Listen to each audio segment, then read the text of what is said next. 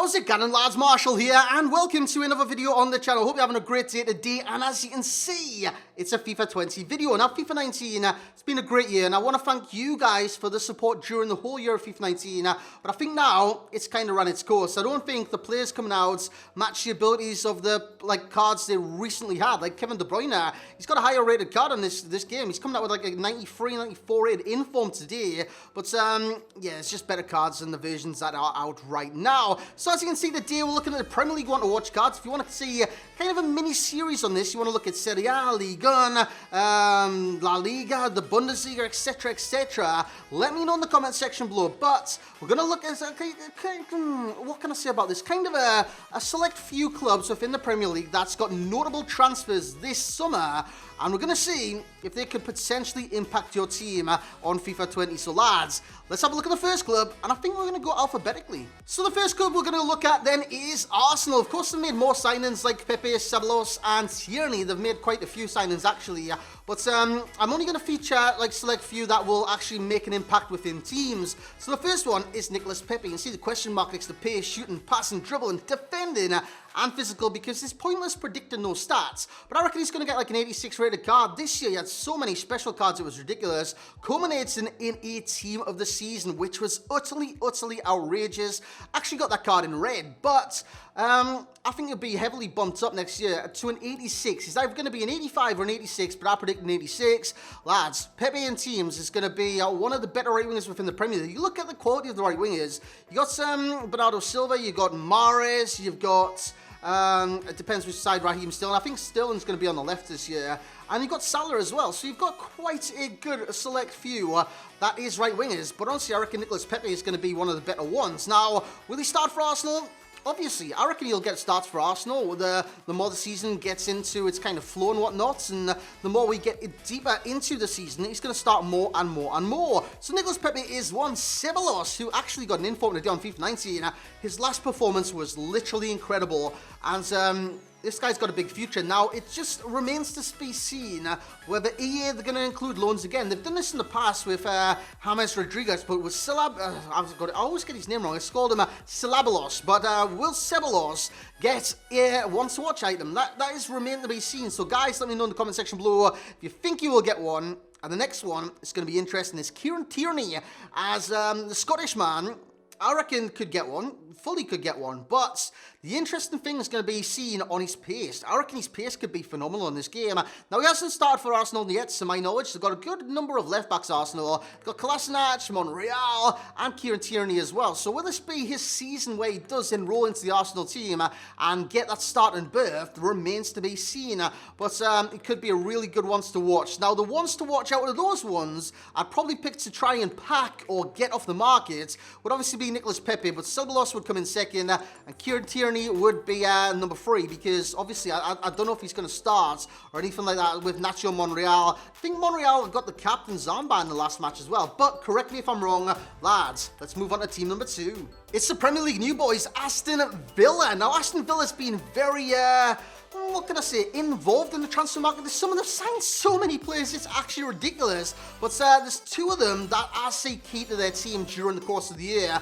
One is Trezeguet. You guys know him on this game, and if you don't know him, check the team of the seasons within FIFA 19 Ultimate Team. Trezeguet did get a team of the season, and this card was a serious team of the season, like end game card as well. He was a super sub. He was an impressive player, and if Trezeguet gets on the ball for Villa this season, he gets in the starting lineup, I could see this card going up. Now, predicting like an 80 rated, but honestly, that could be 86 by the end of the year, or 80, 88 maybe. It just depends on how many starts he gets for Villa and how he can perform. Now, the bits I've seen of Trezeguet so far, he looks lightning quick. He looks very fast. So, will he be pacey on the game? Again, who knows? I'm not going to predict those stats, because honestly, it's pointless me predicting the pace, the dribbling and stuff like that, because it's just impossible to tell. But the overall rating, that is possible to tell. And the other player is Wesley. Now, Wesley on this game looks like a bit of a target man, because in real life, he's a target man for Villa. And in the first game, I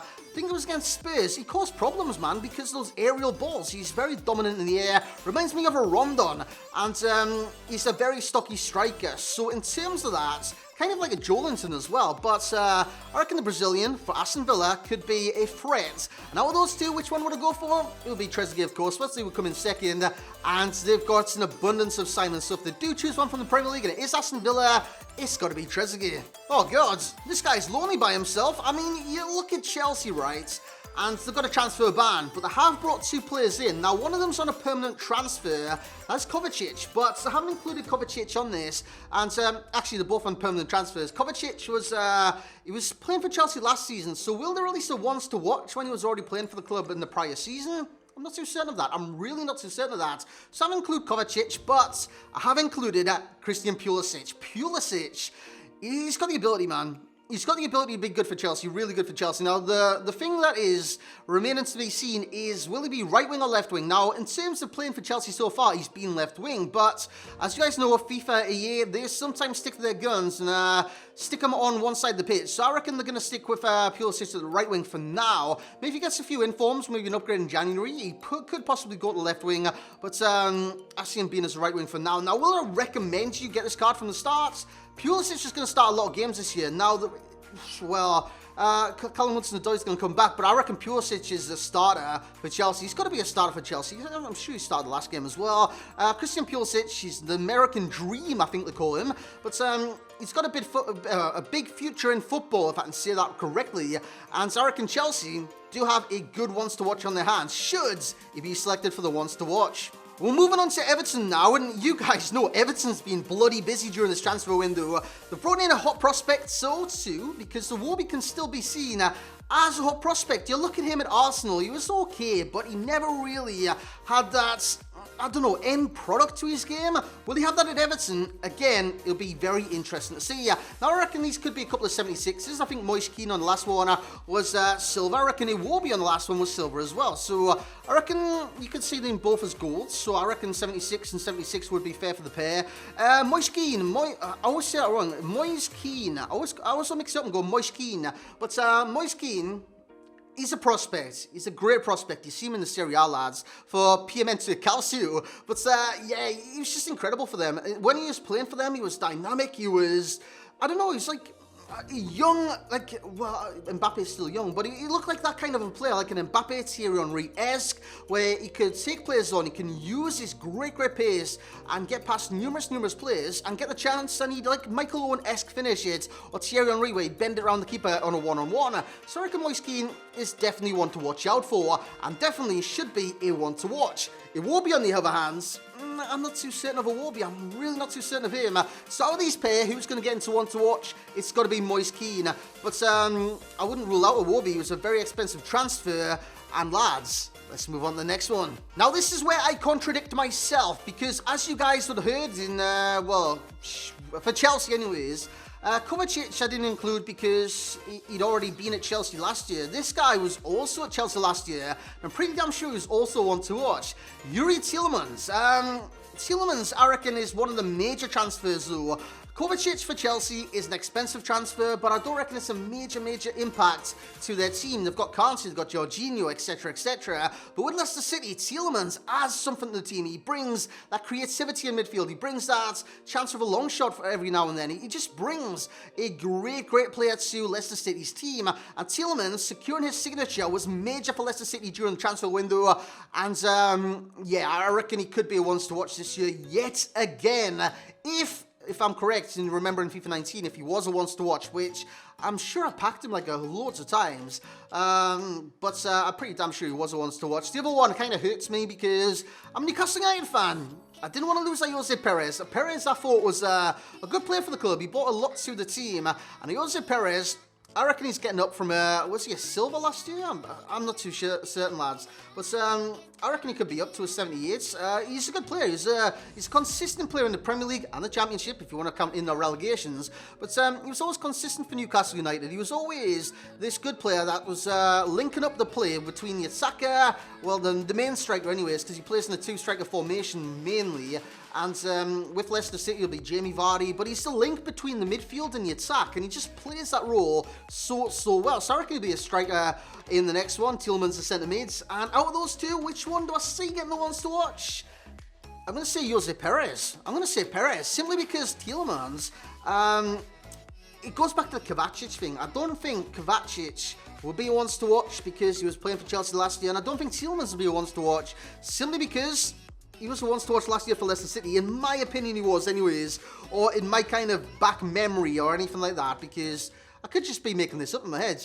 Really, really good. But Jose Perez, watch out for him during the season, especially if he plays against Leicester. He's a very tricky customer, but Leicester haven't seen the best of him yet. On to the next. Liverpool made major strides during the transfer window with the signing of Harvey Elliott, another youngster, Adrian saved the penalty in the Super Cup that won them the Super Cup, and then the next game he passed it to an attacker called Danny Ings. But anyways, guys, Adrian ignored the pace, shooting positioning, etc. That's just kind of placeholders for now. I reckon he'll be well, he will be a keeper, but 79 rated. I think he was 79 rated on FIFA 19 as well, so he could be ones to watch, and he's a keeper choice. I mean, keepers during the transfer window, not too many have moved. Really, not too many have moved. And you know, with ones to watch promotion and stuff, they normally have keepers, defenders, midfielders, attackers. And I reckon that could be the same. And I reckon Adrian could definitely be involved now. Alisson is injured. And I'm not too sure how long Alisson is out for. But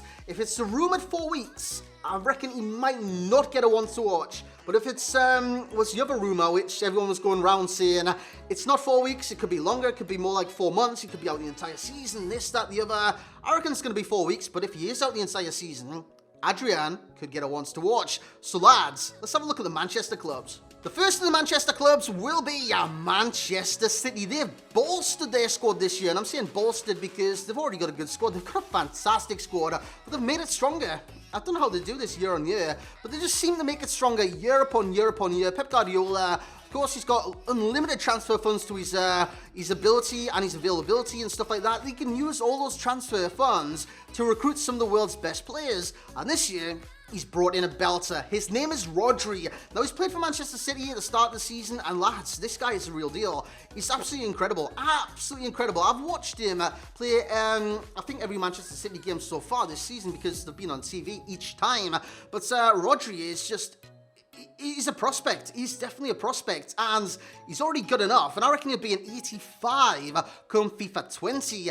And I reckon he'll be one of those holders midfielders. Now, I don't know if like the midfielders will be pace orientated, passing orientated, strength orientated, positioning orientated. But what I will tell you is if it is passing, this guy could be Pirlo-esque. If it is defensive orientated, he'll have some tackle on him. Now, pace-wise, I'm not too certain on that, but Rodri could be definitely a good feature and a definitely good one to watch. And the other one is Cancelo. Cancelo was always a one to watch on FIFA 19 as well, but as you can see, it's not his dynamic image from Manchester City. It's not an IRL dynamic image. Now, why I've included this is because Piemonte Calcio, they don't have licensing for that, for the things, but I reckon they've got player rights, but will they Photoshop like the Piemonte Calcio kit on every single team of the week that has a dynamic image for like say, Cristiano Ronaldo, for example? Or will they use in-game imagery like the ones you're seeing right there of Cancelo? Let me know your thoughts in the comment section below. It's definitely an interesting talking point. I had that talk on Twitter today,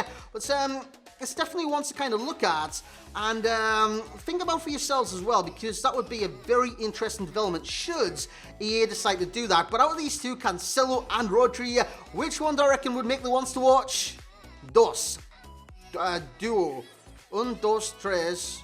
No. I don't know, man. Two. That's what I'm trying to say, man. Two. I can't talk in many different languages, but I reckon both of them could get in. Rodri, fantastic. Cancelo, you guys know, could be potentially one of the better right backs in the game with the 4-star skills and whatnot. Kyle Walker, will he be a right back or centre back this year? Not too certain on that. Let's have a look at United. So Manchester United, they've been busy during the transfer window as well. I think they signed 3 or 4 perhaps. Daniel James was another. Now Daniel James is a good prospect. He started the last match as well for Manchester United against Wolves, but I don't see him as like an impactful player in game. I reckon he could be a silver this year as well. So in terms of that, I don't think he'll be a once to watch. Simple as peas.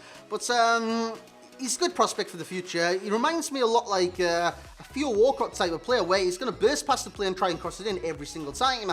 But he's got a lot of learning to do. He looks like a raw talent. He's not like a finished product or anything like that. He's only young. But got off to a great start against Chelsea, didn't he, with his first goal for his first, his debut match. Yeah, he just looks really, really good. Wan-Bissaka, on the other hand, he looks bloody incredible, man. Wan-Bissaka, he wins nearly every single challenge.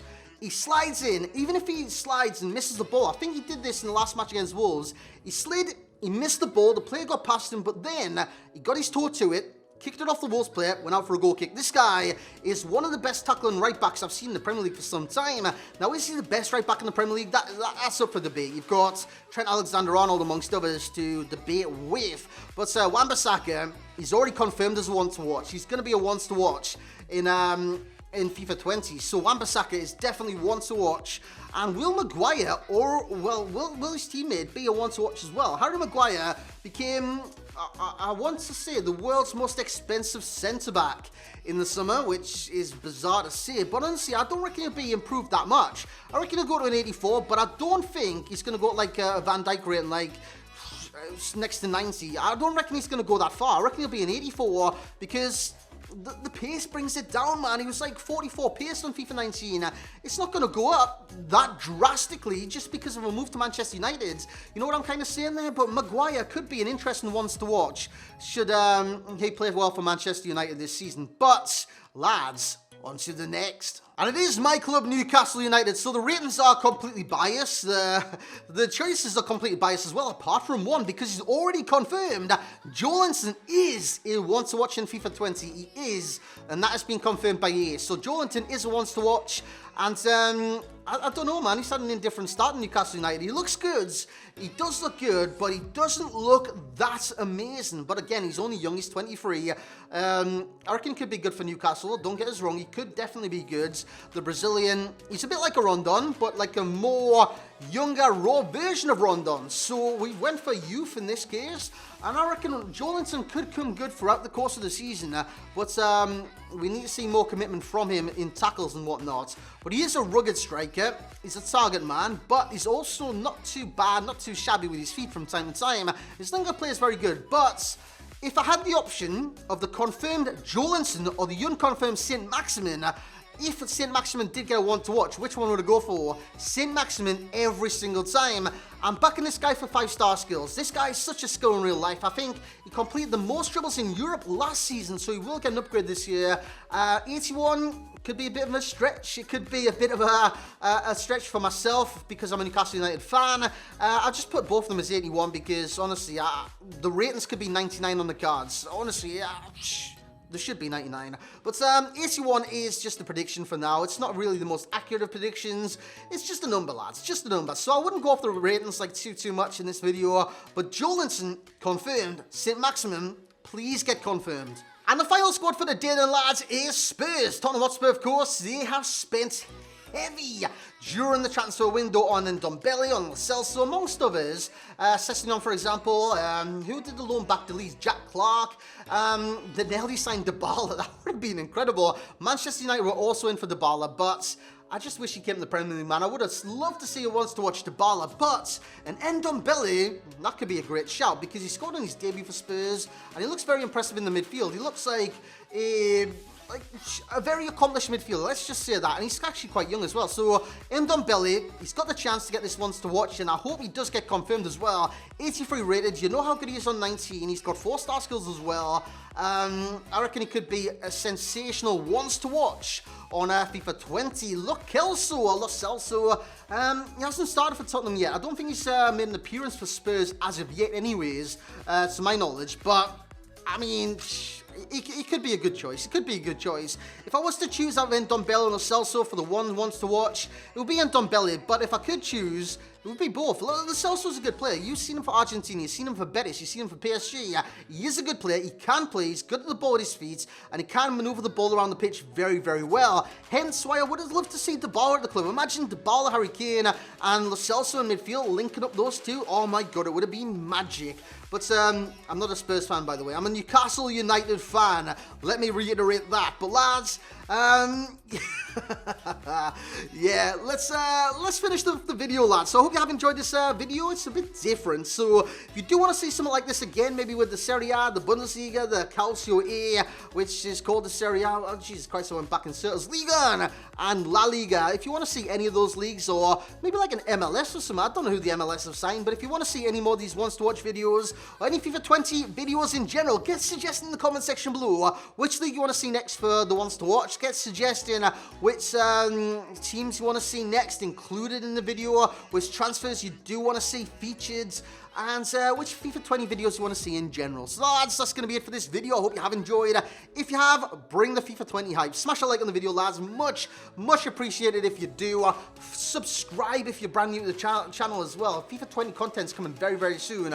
Starting to do this one, but more official content, Ultimate Team content, is in the very near future. So like the video, subscribe if you're new, click the bloody bell as well. And as always, I will catch you all next time.